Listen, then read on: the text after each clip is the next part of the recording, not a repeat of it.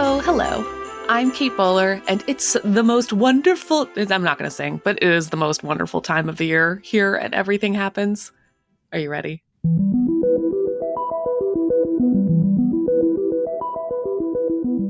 Have you seen those jaw-dropping images coming in from the James Webb Space Telescope? It's nuts.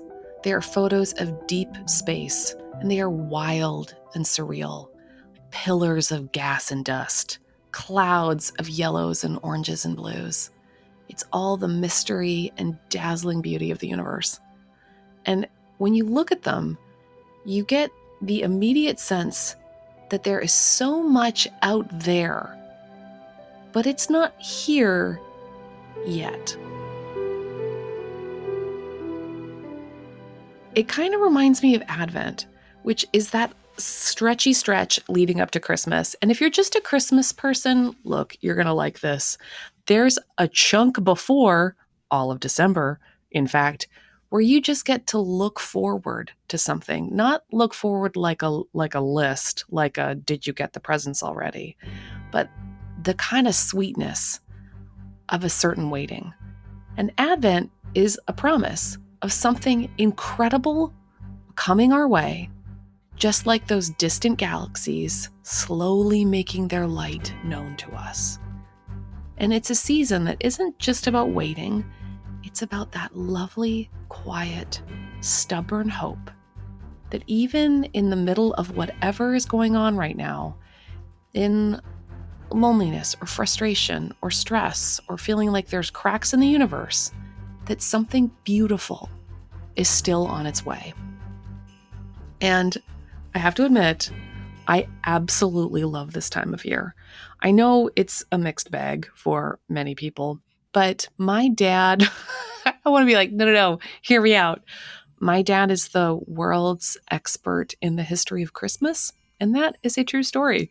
So I spent most of the summers of my teenage years as his paid researcher for like Christmas in Bulgaria or inversion rituals where kings become beggars and they take orphan children and make them Christmas children kings. I mean, obviously you can tell from the specificity that I was a very good researcher. But when I realized that Christmas isn't just like the day, it's a whole season where we get to think in a certain way. We get to pause and reflect, not just with some forced cheerfulness, but with a real acknowledgement of the mess and the splendor. Not the time to gloss over hard stuff, but the chance to really lean in and look at the world from a different angle, with the not yetness that Christmas shows us. Here at Everything Happens, Advent has become a beloved tradition for our team, and this year is no different. We created a daily guide to walk you through Advent. And if you want it, it's called The Weary World Rejoices, a daily Advent devotional. And the best part is that it is totally free. You can head over to katebowler.com/Advent to download it and start now. This is a guide that isn't just about telling neat and tidy holiday stories. It's about walking through the season with your eyes wide open, seeing the world as it is, being able to live with its cracks and flaws, but really holding on to that hope that everything wrong will one day be made right. So it's full of daily reflections, questions to mull over, response activities, and opportunities to dive deeper into the themes of Advent. And I hope it's just a reminder, like at the very deepest part, it is a reminder that there's companionship for the journey, that there is comfort and honesty and small reminders that you are not alone. And have I mentioned how beautifully designed it is? Well, it's classy, friends. It's classy. So if you haven't joined us yet in this tradition, thousands of people, and that's true, thousands of people join us every year to do this. So I really want you to jump in. You're not too late. You can dive in anytime, and I really hope you will. You can find the guide at katebowler.com. And we've linked it in the show notes just for you. So, in that spirit, for today's episode, I'm excited to share with you an excerpt from this year's Advent Guide. We'll be diving into one of the days just to give you a taste of what's inside. Whether you're following along with the guide or just listening in because you need a hot minute today to have some Adventy feelings, I really hope it speaks to you and brings you a little peace and light.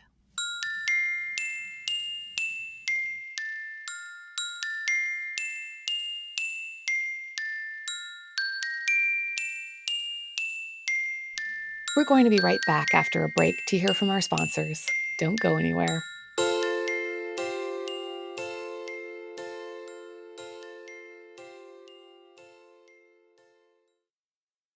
Do you sometimes feel like you're swimming in the seas of ambiguity and contradiction?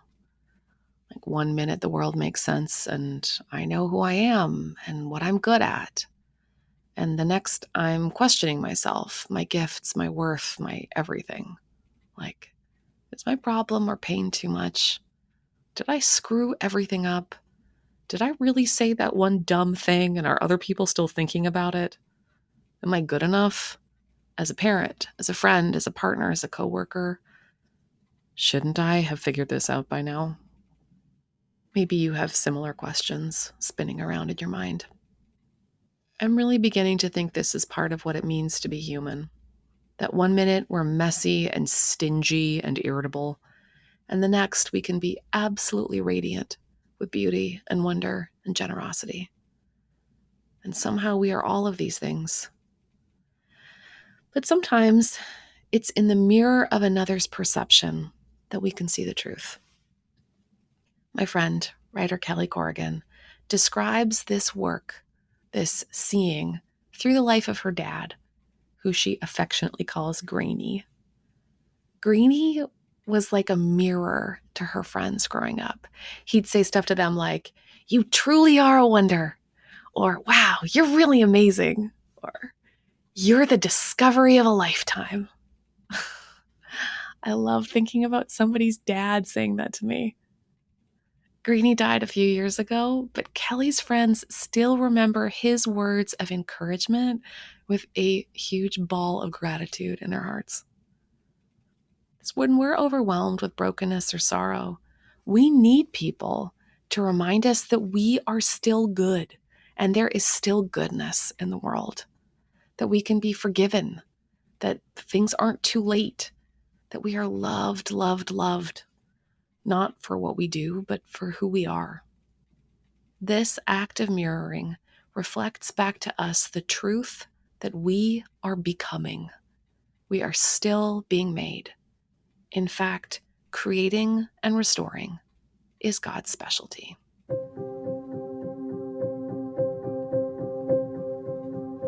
Let's take a moment to reflect. Who in your life acts as a mirror, reflecting the truth of your beauty and wonder back to you? How does being in their presence make you feel? Let's see if we can practice seeing other people, seeing their wonderful absurdities with awe and wonder today. So, for whom can you be a mirror? And as you sit with these questions, I'd love to hear your thoughts. You can find me online at Kate C. Bowler or leave us a voicemail at 919-322-8731. In the busyness of our lives, not to mention all of the holiday bananasness, we often forget our belovedness. Make time today to soak up this truth like basking in the sunshine.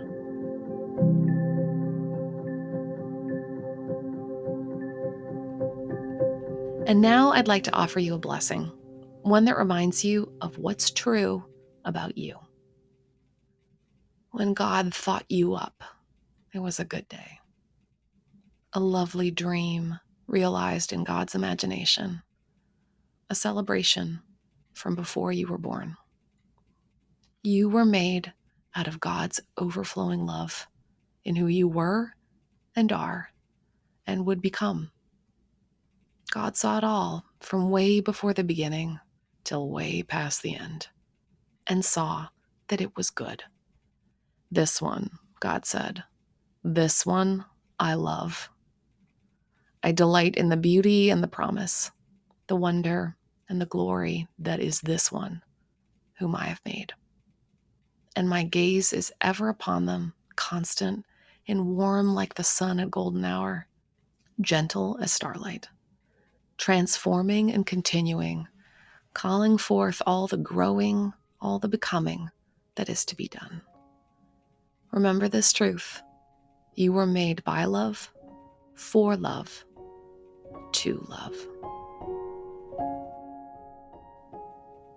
Oh, and before I forget, we also put together an Advent playlist. I will link it for you in the show notes. And hey, thank you for spending this time with me today. May you walk away feeling a little more seen, a little more loved, and a lot more aware of the wonder that you are. Until next time, my dears, remember, you're a wonder, created by love, for love, and to love.